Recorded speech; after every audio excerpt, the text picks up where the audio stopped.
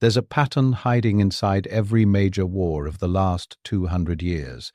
Before the first shot is fired, before the first soldier falls, a bank opens a ledger. And by the time the killing stops, that bank is richer than entire nations. It has happened at least 3 times, and the pattern is accelerating. And right now, in 2025, the global financial military architecture looks almost identical to the arrangements that preceded the deadliest conflicts in modern history. The same dependency structures, the same debt spirals, the same quiet merging of private banking power and state war-making.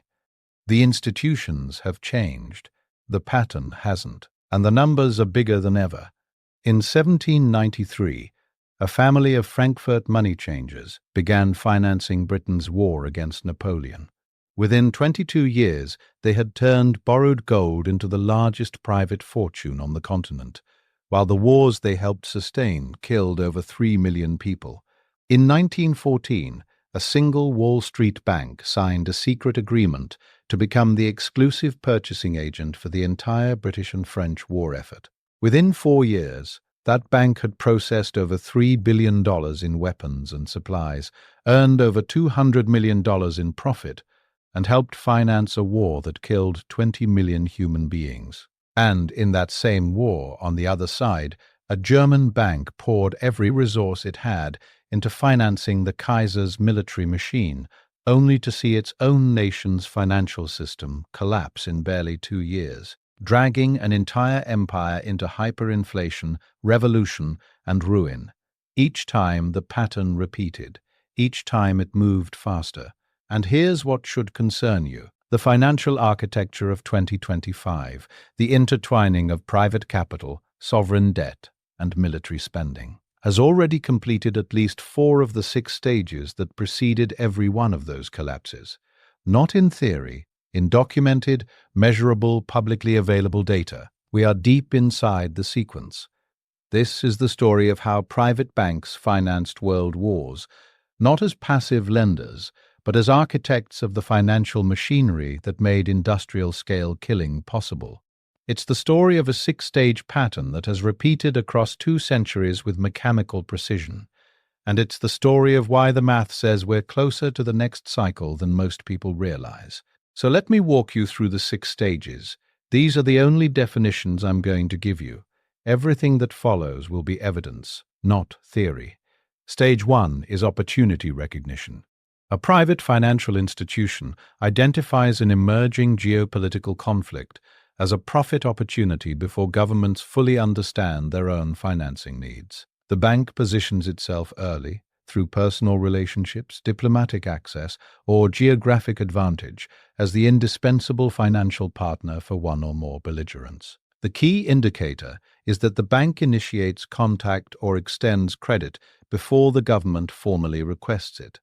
Stage 2 is infrastructure capture. The bank builds or seizes control of the logistical and financial channels through which war materiel and money must flow. By becoming the exclusive intermediary, the sole purchasing agent, the only reliable courier, the primary bond underwriter, the bank makes itself impossible to replace. The key indicator is exclusive agreements, monopolistic procurement arrangements, or proprietary communication and transport networks. Stage 3 is debt weaponization. The bank converts the government's urgent need for wartime capital into structured debt instruments that multiply the bank's returns far beyond simple interest. Loans are packaged into bonds, syndicated across thousands of smaller institutions, and leveraged so the originating bank earns commissions on every layer of the transaction. The key indicator is massive bond issuances, syndication networks, and commission structures that exceed standard commercial rates. Stage 4 is dependency lock-in. The government becomes so indebted to and operationally dependent on the bank that severing the relationship would mean immediate military and economic collapse. Cumulative debt reaches a level where the government must continue borrowing just to service existing obligations, while the bank controls the only channels for procurement and credit. The key indicator is sovereign gold reserves flowing to the bank, and the government's war effort physically unable to continue without the bank's cooperation. Stage 5 is state capture. The boundary between private banking interests and state policy dissolves, with the government acting to protect the bank's financial exposure. Government officials guarantee repayment of private loans, enter wars partly to protect banking investments, or adopt policies that ensure the bank's solvency regardless of the war's outcome. The key indicator is government guarantees of private debt, policy decisions that align suspiciously with the bank's financial exposure, or direct appointment of bankers to government positions. Stage 6 is collapse and extraction. The war ends or the financial system breaks, and the bank extracts its final profits while the nation bears the human and economic cost. The bank liquidates positions, collects on bonds, and uses advance information to trade ahead of public knowledge, while the nation is left with debt, inflation, destroyed infrastructure, and millions dead. The key indicator is the bank's post-war wealth dramatically exceeding its pre-war position, while the nation's finances are devastated. Those are the 6 stages. Now let me show you what that actually looked like 3 times across 2 centuries. Let's start with the family that wrote the playbook. In 1793, Mayer Amschel Rothschild was a prosperous but regional coin dealer and banker operating out of Frankfurt's Judengasse, the narrow Jewish quarter where his family had lived for generations. His 5 sons were scattered across Europe's financial capitals: Amschel in Frankfurt, Salomon in Vienna, Nathan in London, Calvert in Naples, James in Paris. They were connected, they were ambitious, and they were about to watch Europe tear itself apart in the longest continuous military conflict since the 30 Years' War. The French Revolutionary Wars and Napoleonic Wars would rage for 22 years, from 1793 to 1815, engulfing virtually every European power. Over 3 million soldiers and civilians would die. The British national debt would triple. The French economy would be shattered, rebuilt and shattered again. Entire kingdoms would be erased from the map. And by the time Napoleon was finally exiled to St. Helena, the Rothschild family would be the wealthiest private entity in European history, with financial influence that exceeded many of the governments they had served. At its peak, Nathan Rothschild alone was estimated to control the equivalent of 0.62% of British national income, a concentration of private financial power that has rarely been matched before or since. The family's combined fortune by 1815 has been estimated at approximately £6 million, equivalent to hundreds of millions in today's currency. They had offices in 5 countries, a private courier network faster than any government's, and debts owed to them by nearly every major European state. But they didn't start that way. They built that empire one stage at a time, following a pattern that would be repeated with eerie precision a century later. Stage 1 of every war finance cycle.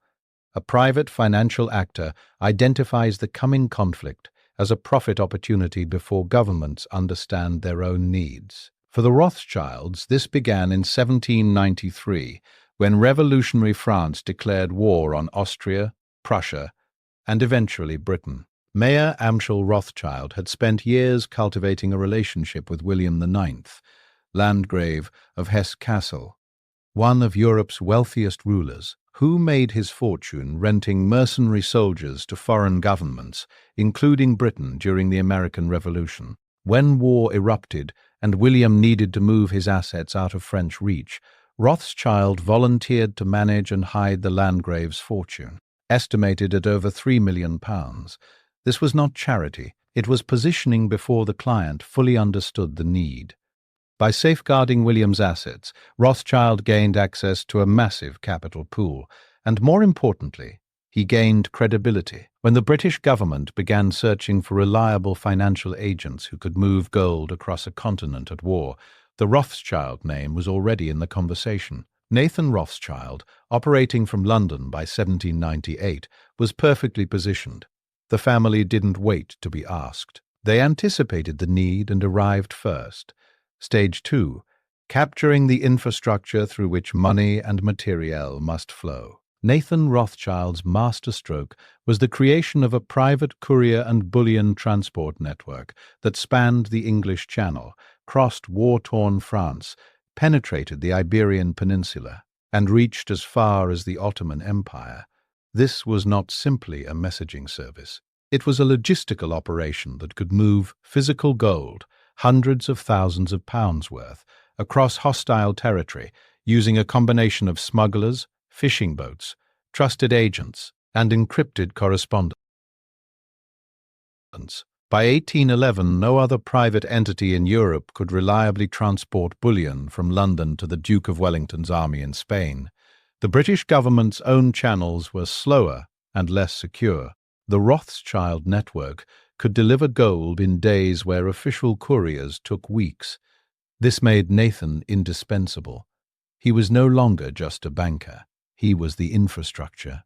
When the British Treasury needed to fund Wellington's Peninsula campaign, an effort that ultimately required over £14 million in gold transfers, there was only one network that could deliver.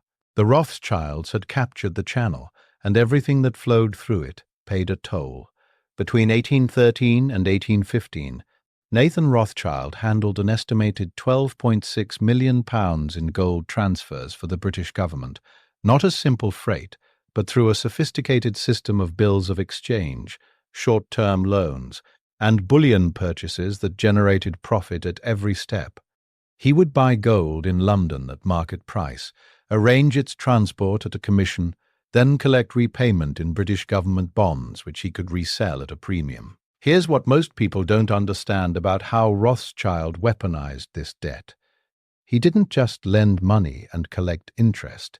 He created a layered system where each transaction generated multiple revenue streams: the commission on the gold purchase, the fee for transport, the interest on the short-term loan that bridged the gap between delivery and repayment, and the spread on the bonds he received as payment. A single gold shipment to Wellington's army could generate 4 separate profit events. The British government saw one transaction. Rothschild saw 4. And every month the war continued, the volume of transactions grew. By 1814, he was handling more sovereign gold than the Bank of England itself. By 1814, the British national debt had swollen to approximately £745 million, up from £243 million in 1793, a tripling driven almost entirely by war financing. And a significant portion of that debt was now structured through Rothschild-brokered instruments. The British government wasn't just using Rothschild as a convenient banker. It was operationally dependent on his network for the physical movement of capital to its armies in the field. Wellington himself wrote to London in increasingly desperate terms about the need for gold, and the only reliable source was Nathan Rothschild's network. The dependency was total. If Rothschild stopped delivering gold, Wellington's army would stop fighting. If Wellington's army stopped fighting, Napoleon won. The entire British war effort in the Peninsula and at Waterloo was, in a very literal sense, dependent on one family's willingness and ability to keep the gold flowing. This gave the Rothschilds leverage that no private entity should possess over a sovereign government, and they used it to negotiate increasingly favorable terms on every subsequent loan and bond issue. By 1815, the Rothschilds were not merely serving the British government, they were shaping its financial policy. Nathan Rothschild was consulted on bond issuances, interest rates, and gold reserves. His courier network delivered news faster than any government channel, meaning he often knew the outcome of battles before the Prime Minister did. Think about what that means. A private family's courier network was delivering strategic military intelligence faster than the government of the most powerful empire on earth. Nathan Rothschild often knew the outcome of battles before the Prime Minister. That's not banking. That's a shadow intelligence service operating for profit. The British Treasury's policies on war financing were in practice co-authored by its largest private creditor.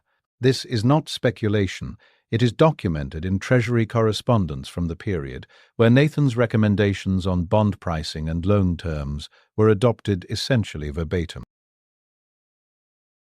The Rothschilds had achieved what every war financier seeks, a position where the state's interests and the bank's interests become indistinguishable. When Britain won, Rothschild won. When Britain needed to borrow more, Rothschild profited more. The incentive structure had been completely captured. The legend of Nathan Rothschild at Waterloo has been debated by historians for 2 centuries, but the documented facts are dramatic enough without embellishment. On June 18, 1815, Napoleon was defeated at Waterloo. News of the victory travelled through official channels, reaching London on June 21st. But Rothschild's private courier network, faster than the government's, reportedly delivered the news to Nathan on June 19th or 20th, up to a full day before official confirmation. What Nathan did with that advance knowledge is the subject of the most famous information asymmetry trade in financial history. The commonly told story is that he began selling British government bonds on the morning of June 20th, creating panic in the market as traders assumed he had learned of a British defeat.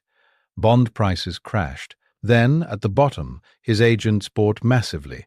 When official news of victory arrived the next day, bond prices soared, and Rothschild had acquired a vast portfolio at panic prices. Whether this specific sequence played out exactly as legend describes is debated. What is not debated is the outcome. After Waterloo, Nathan Rothschild's fortune increased dramatically, and the family's combined wealth was estimated at approximately £6 million, a staggering sum for 1815. Now look at the other side of that ledger. Britain had won the war, but at a cost that would take generations to repay. The national debt of £745 million represented an almost incomprehensible burden on a population of roughly 12 million. Taxes rose. Living standards for the working class declined. The Corn Laws, passed partly to generate revenue for debt service, would cause food prices to spike and contribute to decades of social unrest. Over 3 million people had died in the wars. Britain's economy, though victorious, was fundamentally reshaped by the debt it had accumulated, debt that was owed in significant part to the Rothschild network. The lesson of the Rothschilds is the first iteration of the pattern. A private financial network identified a war as an opportunity, captured the infrastructure of financing, weaponized sovereign debt into layered profit instruments, locked a government into total dependency, merged its interests with state policy, and extracted enormous wealth when the conflict ended. While the nation bore the cost in blood and debt, it took 22 years. A century later, it would take 4. Let's jump forward 99 years, from Waterloo to Sarajevo. The world has changed beyond recognition. Industrialization has transformed warfare. Telegraph cables have replaced couriers. The scale of potential killing has grown exponentially. But the financial pattern, the 6-stage sequence that turned the Napoleonic Wars into a Rothschild fortune, is about to play out again. This time in New York, not London. This time through J.P. Morgan and Company, not the House of Rothschild. And this time the entire cycle will compress from 22 years into 4. The pattern was accelerating. In 1914, J.P. Morgan and Company was already the most powerful private bank in the United States. J.P. Morgan Sr. had died the year before, leaving the firm to his son, J. Pierpont Morgan Jr., known as Jack, who inherited not just a bank, but a financial empire that had reorganized America's railroad industry, bailed out the United States Treasury during the 1895 gold crisis, and helped create U.S. Steel, the world's first billion-dollar corporation. The Morgan Bank sat at 23 Wall Street in Lower Manhattan, a deliberately understated limestone building that was, by some measures, the most powerful address in the Western Hemisphere. When Archduke Franz Ferdinand was assassinated in Sarajevo on June 28, 1914, and Europe's alliance system dragged the continent into war within 5 weeks, the immediate question for every belligerent government was the same. How do we pay for this? Industrial warfare consumed resources at a rate no treasury had anticipated. Britain alone would spend approximately £7 million per day by 1916. France's economy was being physically destroyed as the Western Front carved through its industrial heartland. Russia was vast but cash poor. Germany was surrounded. The Allied powers needed American industry, its factories, its steel, its food, its chemicals, its ammunition, but they also needed American money. They needed someone who could organize the financing, handle the procurement, and bridge the gap between European gold reserves and American manufacturing capacity. They needed an intermediary with the credibility to convince American banks and investors to lend billions to foreign governments at war. Following the blueprint Rothschild had drawn a century earlier, they found their man at 23 Wall Street. The opportunity recognition that had taken the Rothschilds months to develop happened almost instantaneously for Morgan. J.P. Morgan Jr. had deep personal ties to Britain. He had been educated partly in England, spoke with a faint British inflection, and maintained a close personal friendship with Sir Cecil Spring Rice, the British ambassador to the United States. When war broke out in August 1914, Morgan didn't wait for a formal British approach. Within weeks, the bank extended a $12 million loan to Russia, not because Russia was Morgan's natural client, but because the loan signaled to London and Paris that Morgan was open for business as the financial partner of the Allied cause. This was the first stage operating at industrial speed. Where Rothschild had spent years cultivating his relationship with the Landgrave of Hesse-Kassel before the opportunity arose, Morgan's existing social and financial connections meant he could position himself in weeks. The personal relationship between Morgan and Spring Rice accelerated everything. By late 1914, informal discussions were already underway about a far larger role for the bank, one that would make Morgan not just a lender, but the central node through which the entire Allied war economy would flow. Morgan had his cables and his Wall Street connections. Rothschild had his couriers and his gold smugglers. The infrastructure was different, but the strategy was identical. Become the only channel. In January 1915, Morgan signed a secret agreement with the British government that made J.P. Morgan & Company the exclusive commercial agent for all British purchases in the United States. Not a preferred vendor, not one of several options. The exclusive agent. Every bullet, every ton of steel, every bale of cotton, every barrel of chemical precursor that Britain bought from American manufacturers would flow through Morgan's office. France signed a similar arrangement shortly after. The numbers were staggering. Over the course of the war, Morgan would handle more than $3 billion in Allied purchases from American factories, earning a 1% commission on every transaction, $30 million in purchasing commissions alone. But the commission was almost incidental. The real power was the position. Morgan now controlled the bottleneck. No American manufacturer could sell to Britain or France without going through 23 Wall Street. And no Allied government could access American industry without Morgan's cooperation. The infrastructure had been captured completely. Here's what people don't understand about this kind of arrangement. A 1% commission sounds modest, but when you're the exclusive agent for $3 billion in purchases, you don't just earn $30 million in fees, you gain something far more valuable: information. Morgan knew, before anyone else, exactly what the Allies were buying, in what quantities, on what timeline. He knew which industries were about to receive massive orders. He knew which raw materials were about to spike in demand. That information advantage was worth more than any commission. It was the 20th century equivalent of Rothschild's courier network, not just a channel for money, but a channel for knowledge that no competitor possessed. By mid-1915, Britain and France had a problem. They were spending millions per day on American goods, but their gold reserves were draining at an unsustainable rate. They needed to borrow American dollars, on a scale Wall Street had never seen. In October 1915, Morgan organized what remains one of the largest foreign bond issuances in history, a $500 million Anglo-French loan, syndicated across a network of 2,200 American banks that Morgan assembled in weeks. The bonds carried a 5% interest rate and a 5-year maturity.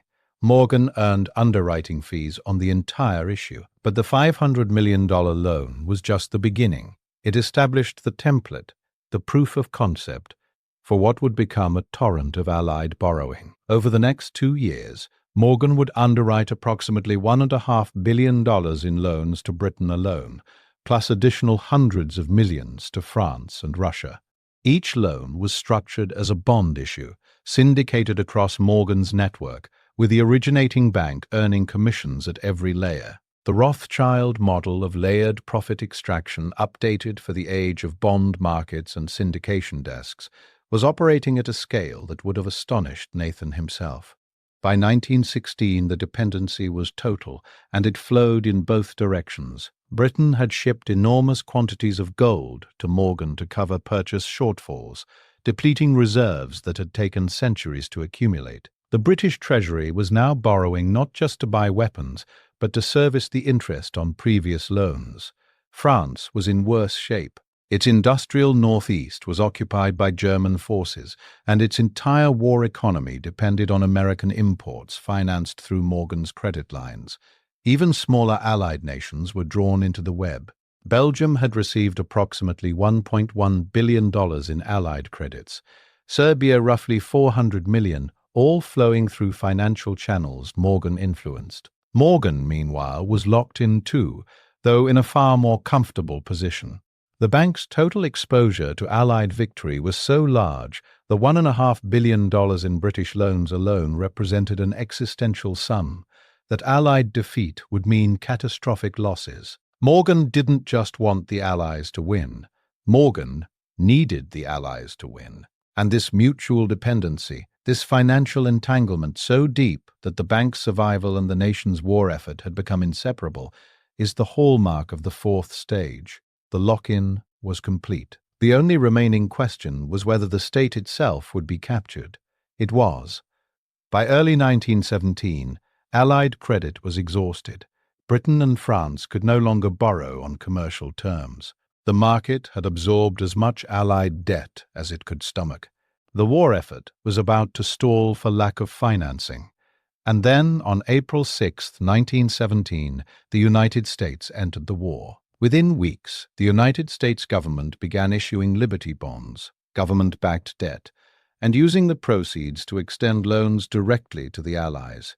In practical terms, this meant the American taxpayer was now guaranteeing repayment of the obligations that Morgan had underwritten. The bank's risk evaporated. If the Allies defaulted, the United States government would cover the losses. Now here's what nobody tells you about Morgan's position by 1917. The bank didn't need the United States to enter the war because of patriotism or principles. It needed the United States to enter the war because Morgan had $1.5 billion in loans that would become worthless if the Allies lost. The United States government's entry didn't just win the war. It rescued Morgan's balance sheet, was United States entry into the First World War, caused by Morgan's financial exposure. The Nye Committee, convened by the United States Senate in 1934, investigated exactly this question. They found no smoking gun, no single memo proving that Morgan pushed Wilson into war. But they documented the overwhelming financial incentive. Morgan had billions at stake in Allied victory, and the United States government's decision to enter the war and guarantee Allied debt was, at minimum, spectacularly convenient for 23 Wall Street. The war ended on November 11, 1918. The cost defied comprehension. Approximately 20 million people were dead, 9.7 million military personnel, and roughly 10 million civilians. Another 21 million were wounded. The total economic cost has been estimated at $208 billion in contemporary dollars, well over $4 trillion in today's money. Europe's infrastructure was devastated. The political map was redrawn. 4 empires, Ottoman, Austro-Hungarian, Russian, German, ceased to exist. An entire generation of young men was annihilated, and J.P. Morgan and Company emerged from the war richer than ever.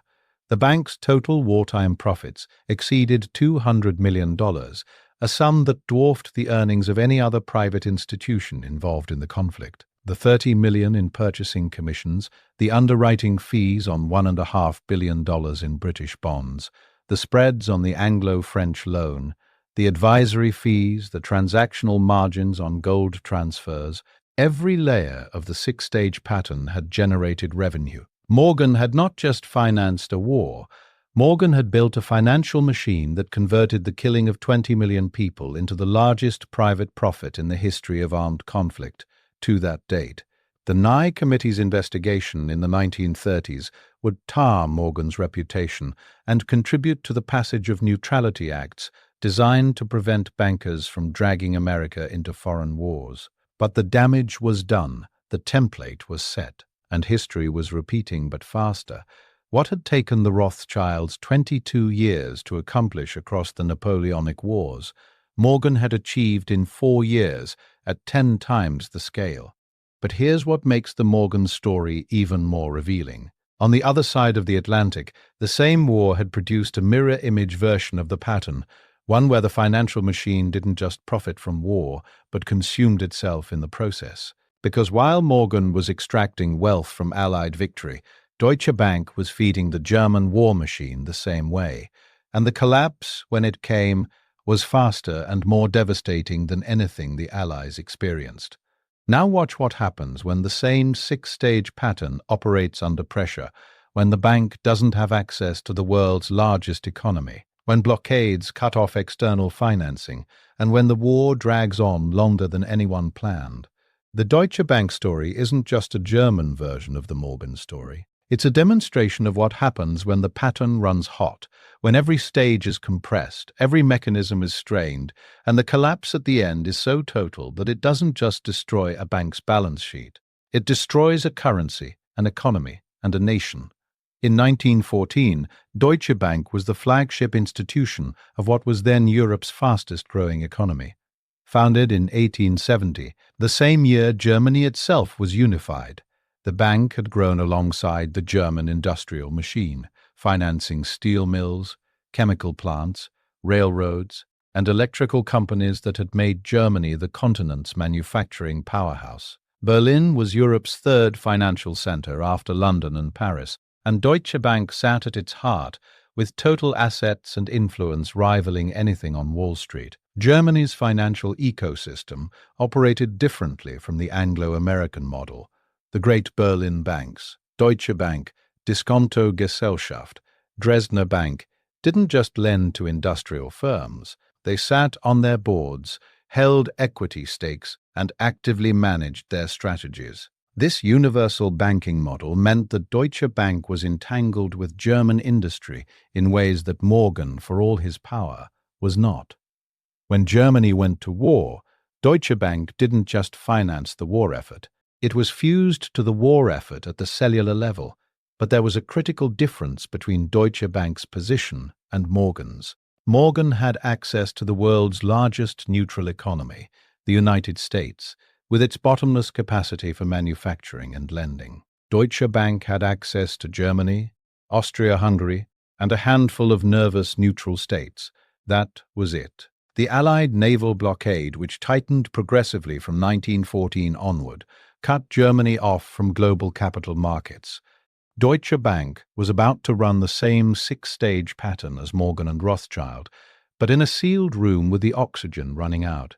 The result would be catastrophic. Deutsche Bank recognized the war as both an opportunity and an existential threat to its industrial clients. The bank immediately began extending emergency credit lines to its network of industrial firms, steel producers, chemical manufacturers, armament factories, to ensure they could retool for military production. The bank's leadership, deeply connected to the German political and military establishment, understood that the war would be won or lost on the factory floor, as much as the battlefield. But unlike Morgan, who could choose his level of involvement, Deutsche Bank had no choice. Its assets, its clients, its very existence were embedded in the German economy. If Germany's war effort collapsed, Deutsche Bank collapsed. There was no neutral position available. The bank didn't see war as a chance to profit. It saw war as a reality that would determine whether the bank continued to exist. The infrastructure capture that Morgan achieved through a secret purchasing agreement, Deutsche Bank achieved through its pre-existing industrial relationships. The bank handled an estimated £112 million equivalent in war-related financial activities, channeling credit to munitions producers, managing foreign exchange for military procurement, and serving as the financial backbone of Germany's wartime industrial mobilization. Alongside Diskontogesellschaft and Dresdner Bank, Deutsche Bank formed the core of what historians call Berlin's money-centered banks, the institutions through which virtually all significant wartime financial transactions flowed. But here's where the pattern begins to distort under pressure. Morgan's infrastructure capture was about controlling access, being the exclusive gate between American factories and Allied armies. Deutsche Bank's infrastructure capture was about maintaining function, keeping the financial plumbing operational in an economy that was being slowly strangled. The bank wasn't choosing to dominate the channel. It was desperately trying to keep the channel open. This distinction matters because it meant Deutsche Bank was burning resources to maintain its infrastructure position rather than extracting rents from it. The same stage, the same structural role, but with the profit margin inverted. And this is the part of the story that reveals the darkest truth about the six-stage pattern. It doesn't require a bank to be greedy. It doesn't require conspiracy. It works just as effectively, perhaps even more destructively, when the bank is simply trying to survive. Deutsche Bank wasn't scheming to profit from the Kaiser's ambitions. It was trapped in a system where its survival and the nation's war effort were so entangled that it had no choice but to keep feeding the machine, even as the machine consumed everything around it. Germany's approach to war debt was, on the surface, radically different from Britain's. Rather than borrowing from foreign markets, which were increasingly closed to the Central Powers, Germany monetized its debt internally. The Reichsbank and the Reich Treasury created a network of regional loan banks called Darlehenskassen, which could issue loans against a wide range of collateral, effectively printing money through a decentralized system. 9 war bond drives between 1914 and 1918 raised approximately 98 billion marks from the German public. Deutsche Bank was instrumental in distributing these war bonds, using its massive retail network to sell the promise of victory to ordinary German citizens. Every branch became a propaganda and sales outpost. The bank's clients, both corporate and individual, were channeled into purchasing instruments that were, in reality, bets on German military victory. If Germany won, the bonds would be repaid from reparations extracted from the defeated Allies. If Germany lost, the bonds were worthless. Deutsche Bank knew this arithmetic. It sold the bonds anyway, because selling bonds was keeping the war machine running, and the war machine was all that stood between the bank and ruin. The debt wasn't just weaponized against enemies. It was weaponized against Germany's own citizens. But it gets worse. Those war bonds weren't sold to sophisticated investors who understood the risk. They were sold to school teachers, factory workers, shopkeepers, ordinary Germans who trusted Deutsche Bank and believed their government when it promised that victory would make the bonds good. When the bonds became worthless, it wasn't just a financial loss. It was a betrayal that poisoned German politics for a generation. By 1916, Germany's financial isolation was nearly complete, and the dependency between Deutsche Bank's network and the German state was absolute. External financing had dwindled to a trickle.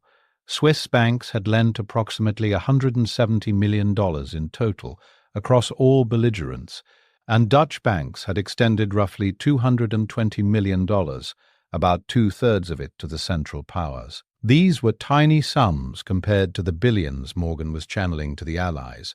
Germany was fighting a war of attrition with a shrinking financial pool. Deutsche Bank and its peer institutions were now locked into a cycle where they lent to the government spent the money on war production, the war production was consumed at the front, and the bank's only path to repayment was continued lending for continued production, for continued fighting. There was no exit. The lock-in that had taken Rothschild years to build and Morgan months to formalize had emerged organically and inescapably, from Deutsche Bank's structural position in the German economy. State capture in Germany worked in reverse. Where Morgan captured the American state by making United States policy dependent on his financial interests, the German state captured Deutsche Bank by making the bank's survival dependent on state policy. By late 1916, Wall Street was formally closed to Germany. British threats to blacklist any American firm that transacted with the Central Powers were devastatingly effective. Germany was forced to sell foreign assets at fire sale prices to raise hard currency. Deutsche Bank was directed to facilitate these asset sales, liquidating the international positions it had spent decades building. The bank was no longer acting as an independent financial institution, making profit-maximizing decisions. It was acting as an arm of the German war state, executing policies determined by the military and political leadership. The fusion of bank and state was complete, but unlike in the Morgan case, where the bank captured the state, here the state consumed the bank. The same stage, the same structural merger, but with the power dynamic reversed. The collapse, when it came, was total. Germany's military position deteriorated sharply in 1918 as American troops flooded the Western Front. Troops armed and supplied through the very Morgan-financed procurement system that Deutsche Bank had been unable to match. The armistice of November 11, 1918, ended the fighting but began a financial catastrophe of historic proportions. The Treaty of Versailles imposed reparations of 132 billion gold marks on Germany, a sum so large that it defied meaningful comprehension, equivalent to roughly $33 billion at 1921 exchange rates. The 98 billion marks in war bonds sold to German citizens were effectively worthless. The government that had issued them was bankrupt, and the gold-backed currency in which they were denominated was about to disintegrate. Deutsche Bank's balance sheet was devastated. Its international network was dismantled. Its foreign assets had been liquidated during the war. And then came the hyperinflation. By November 1923, the German mark had collapsed to 4.2 trillion to the dollar, down from 4.2 to the dollar in 1914. The life savings of the German middle class were wiped out. The war bonds that Deutsche Bank had sold to millions of ordinary citizens were worth less than the paper they were printed on. The same bank that had served as the financial backbone of the German war effort now presided over the financial ruin of the very population it had encouraged to invest in victory.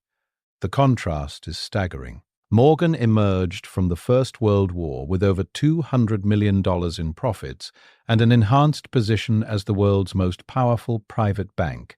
Deutsche Bank emerged from the same war with a gutted balance sheet, a destroyed international presence, and a traumatized domestic client base.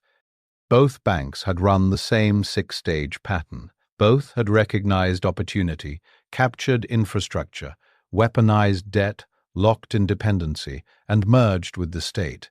But Morgan ran the pattern from a position of access and abundance, while Deutsche Bank ran it from a position of isolation and scarcity. The pattern produced profit on one side and ruin on the other, but on both sides the human cost was identical. 20 million dead, an entire generation destroyed, and a continent broken. The lesson is not that one bank was virtuous and the other villainous. The pattern doesn't care which side you're on. It extracts wealth for the financier and cost for the population regardless.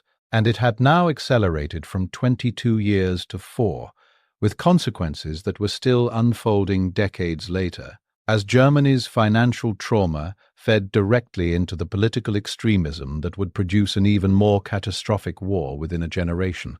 3 times, 3 banks, 3 wars. The Rothschilds turned 22 years of Napoleonic warfare into the largest private fortune in Europe. Morgan turned 4 years of World War into over $200 million. Deutsche Bank ran the same pattern in the same 4 years and was consumed by it. The pattern doesn't fail. It doesn't deviate. It follows the same 6 stages with mechanical precision. And now, right now, in 2025, every single one of those stages is visible in the architecture of the modern global financial military complex. Let me show you what that actually looks like. Now let's talk about 2025. 3 times the pattern played out. Private financial power fusing with state military power through 6 predictable stages, producing enormous private profit and catastrophic public cost. The Rothschilds. Morgan. Deutsche Bank. Different centuries, different technologies, different wars. Identical structure, and every warning sign that preceded those cycles is present now, not in some abstract theoretical way, but in specific, measurable, publicly documented data. The modern financial military complex has already completed the first 4 stages. We are in stage 5, and the institutions involved are not small banks operating from narrow offices in Frankfurt or limestone buildings on Wall Street. They are the largest financial entities in human history. Stage 1, opportunity recognition, completed. The post-September 11th era inaugurated the longest period of sustained military spending in American history. Defense budgets surged from $287 billion in 2001 to over $886 billion requested for 2024. But the opportunity recognition wasn't just by defense contractors. It was by financial institutions. BlackRock, now managing over $10 trillion in assets, secured advisory contracts with the Federal Reserve during the 2008 financial crisis and has since built a revolving door with the United States Treasury. Larry Fink advises governments. BlackRock alumni populate regulatory agencies. The financial sector didn't wait for the military build-up to happen. Just as Morgan positioned himself weeks before Britain's formal approach, modern financial institutions positioned themselves at the intersection of capital and conflict years before the current escalation cycle began. Check. Stage 2. Infrastructure capture, completed. Just as Morgan made himself the exclusive channel between American factories and Allied armies, modern financial institutions have made themselves the indispensable infrastructure of military-industrial procurement. Lockheed Martin reported $65.4 billion in revenue in 2023. RTX Corporation, formerly Raytheon, reported $67.1 billion. These companies don't self-finance. Their operations depend on vast networks of credit facilities, bond issuances, and structured finance products, all provided by the same handful of megabanks: J.P. Morgan Chase, Citigroup, Bank of America, and Goldman Sachs underwrite the bonds that fund the companies that build the weapons. The channel has been captured not by one bank with a secret agreement, but by an oligopoly of institutions whose financial infrastructure is as indispensable to modern warfare as the kind of exclusive intermediary arrangements Morgan pioneered in 1915. Check. Stage 3. Debt weaponization, completed. The United States finances its military spending through sovereign debt, treasury bonds sold on global markets, underwritten and traded by the same financial institutions that profit from defense contracts. The mechanism is structurally identical to the same bond mechanisms we saw Morgan pioneer. The government borrows, the banks earn fees, and spreads on every transaction, and the cumulative debt grows to a level where servicing it becomes a permanent fixture of the national budget. Let me show you what that actually looks like in modern terms.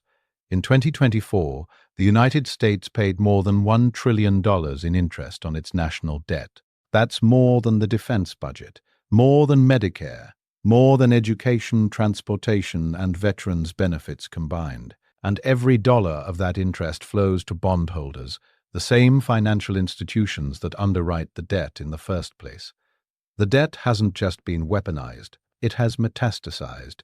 Just as Rothschild generated for-profit events from a single gold shipment, modern banks generate revenue from origination, underwriting, trading, and servicing on every treasury issuance. Check. Stage 4. Dependency lock-in. Completed. The United States government cannot fund its military operations without continuous access to bond markets managed by private financial institutions. The defense industry cannot function without credit facilities provided by megabanks. The megabanks' largest clients include defense contractors and the United States Treasury. The dependency is circular and total, precisely mirroring the lock-in that bound Britain to Rothschild and later to Morgan. With a national debt exceeding $34 trillion in 2025, the United States government is so deeply embedded in the financial system that any disruption to the relationship between Wall Street and Washington would trigger an immediate fiscal and military crisis. Just as Wellington's army would have stopped fighting if Rothschild stopped delivering gold, America's global military presence would collapse within months without Wall Street's continuous cooperation. Check. Stage 5. State capture. This is where we are right now. The revolving door between Wall Street and Washington has never spun faster.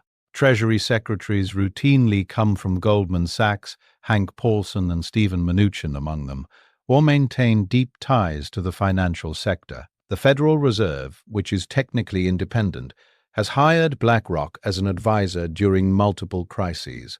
Defense policy is shaped by lobbying from contractors, whose boards include former Pentagon officials, and whose financing is provided by the same banks whose alumni staff the Treasury. In 2023, the defense industry spent over $140 million on lobbying. Financial sector lobbying exceeded $700 million. The boundaries between private financial interests, defense industry profits, and state policy have become so blurred that separating them is functionally impossible. This is not conspiracy theory. This is public disclosure data. You can look up defense lobbying expenditures on Open Secrets. You can trace the career paths from Goldman Sachs to Treasury on LinkedIn. The information isn't hidden. It's just so pervasive, so normalized, that we've stopped recognizing it for what it is, the documented, measurable fusion of private financial power and state military policy. Stage 5. We are in it. The signs are everywhere. Stage 6, collapse and extraction, has not yet occurred. But the pattern says it's coming. Every previous cycle ended the same way. The financial machine operated until the system broke, and then the bank extracted its final profits, while the population absorbed the cost in blood, debt, and economic devastation. The question is not whether Stage 6 will arrive. The pattern has a 100% track record across 2 centuries. The question is what Stage 6 looks like in a world of nuclear weapons, algorithmic trading, $34 trillion in sovereign debt, and a global economy so interconnected that a financial collapse in one nation can cascade across all of them in hours. The scale is different, the pattern is the same. But the evidence doesn't stop at the 6-stage framework. The structural parallels between 2025 and the pre-collapse conditions of previous cycles are everywhere. Global defense spending exceeded $2.4 trillion in 2023, according to the Stockholm International Peace Research Institute, the highest figure ever recorded, surpassing even Cold War peaks when adjusted for current geopolitical commitments. The United States accounts for 37% of that total. Arms exports are surging. The United States approved $238 billion in foreign military sales in 2023 alone, a record. Meanwhile, the financial system is more concentrated than at any point since Morgan's era. The 5 largest United States banks, J.P. Morgan Chase, Bank of America, Citigroup, Wells Fargo, and Goldman Sachs, control approximately $13 trillion in assets. BlackRock, Vanguard, and State Street together hold over $20 trillion. These institutions don't just participate in the financial military complex, they are the complex. Their analysts sit in government advisory roles. Their algorithms price the bonds that fund the weapons. Their indices determine which defense stocks pension funds must buy. The acceleration factor is also present. The Rothschild cycle took 22 years to complete. Morgan's cycle took 4 years. Deutsche Bank's collapse took roughly 2 years from blockade to breakdown. Each cycle was faster than the last. In 2025, the speed of financial transactions, the interconnectedness of global markets, and the instantaneous nature of information flow mean that a Stage 6 collapse wouldn't unfold over years or months. It could happen in weeks. The conditions are set. The pattern is in motion. The acceleration was undeniable. So what does stage 6 look like in the modern world? If the pattern holds, and it has held with mechanical precision for over 200 years, the remaining stages unfold as follows. Scenario 1. A major geopolitical conflict, Taiwan-Ukraine escalation, a Middle Eastern regional war, triggers a massive surge in defense spending financed entirely through sovereign debt. Treasury issuances spike. Bond yields rise. The cost of servicing the national debt consumes an ever larger share of federal revenue, crowding out domestic spending on infrastructure, healthcare, and education. Living standards decline while bank profits from bond underwriting soar. The public absorbs the cost. The institutions extract the profit. Once more, the sequence holds. Scenario 2. A financial shock, a major bank failure, a sovereign debt downgrade, a derivatives cascade exposes the fragility of the interconnected financial military system. The Federal Reserve intervenes, hiring private financial firms, as it hired BlackRock in 2020, to manage the crisis, effectively putting the banks in charge of their own rescue. Taxpayers absorb the losses, banks extract advisory fees. The same 6 stages, the same structural outcome. Scenario 3. The slow grind. No single dramatic event, but a continuous, accelerating transfer of wealth from the public to the financial military complex through mechanisms so embedded in the system that they've become invisible. Bond spreads, procurement commissions, lobbying-driven policy, revolving door regulatory capture. Ordinary people experience it as stagnant wages, rising costs, declining public services, and a vague sense that the system is rigged without being able to name the precise mechanism. This is the scenario that most closely mirrors the British experience after the Napoleonic Wars. No single dramatic collapse, but a generation-long economic hangover paid for by the working population while the financiers prospered. In all 3 scenarios, the outcome is the same. Private financial institutions extract wealth, the public absorbs cost, and the human toll, whether measured in military casualties, economic suffering, or social disintegration, falls on the population that had no seat at the table when the decisions were made. This is what stage 6 has looked like every time. The institutions are bigger now, the weapons are more destructive, the debt is larger, the pattern doesn't care.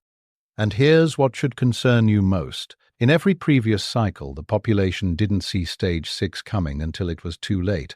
The British public didn't know Rothschild had advanced Waterloo intelligence until decades later.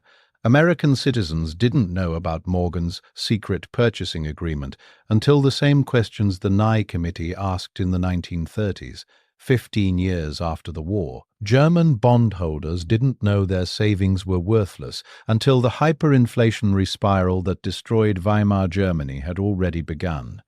The pattern doesn't announce itself. It operates quietly until it doesn't. 3 times it happened. The Rothschilds identified the Napoleonic Wars as an opportunity, built a private courier and bullion network that made them indispensable, weaponized British sovereign debt into layered profit instruments, locked the crown into dependency, merged their interests with state policy, and extracted a fortune while Britain spent a generation paying the bill. 22 years. J.P. Morgan identified the First World War as the same opportunity, secured an exclusive purchasing agreement that made 23 Wall Street the bottleneck of the entire Allied war economy, syndicated billions in British bonds across thousands of American banks, locked the Allies into financial dependency so deep that severing the relationship meant losing the war, and saw the United States government enter the conflict and guarantee his exposure, the moment the United States government backstopped Morgan's risk. 4 years. Deutsche Bank ran the identical pattern from the other side, trapped in a sealed economy with shrinking resources, and watched the same 6 stages produce not profit but ruin, a destroyed currency, a devastated population, and a political vacuum that would be filled by the worst movement in human history. 2 years from blockade to breakdown. 22 years. 4 years. 2 years. Read those numbers again. The pattern isn't just repeating, it's compressing. Each iteration is faster than the last. And the modern financial system operates at speeds that would have been incomprehensible to Nathan Rothschild or J.P. Morgan. If stage 6 arrives in the current cycle, it won't announce itself with a courier on horseback or a newspaper headline. It will arrive at the speed of a fiber optic cable. We're not just repeating the pattern, we're accelerating it. And the modern financial military complex operates at the speed of algorithms, not couriers. If stage 6 arrives, it won't take years to unfold. The math is clear. The precedent is unanimous. The acceleration is documented. Maybe we can do what the British couldn't after the Napoleonic Wars. Maybe we can untangle the financial military complex before stage 6 arrives. Maybe the transparency of modern media, the speed of information, the awareness of citizens who can read the data for themselves, maybe that changes the outcome. Maybe this time really is different. But the pattern says otherwise. The math says otherwise. And the 3 case studies we just walked through, Rothschild, Morgan, Deutsche Bank, say that when private financial power fuses with state military power through these 6 stages, the outcome has never once been different, not once in 200 years. If this opened your eyes to where we are in the sequence, subscribe. The pattern isn't finished, and the next stage is the one that determines the cost.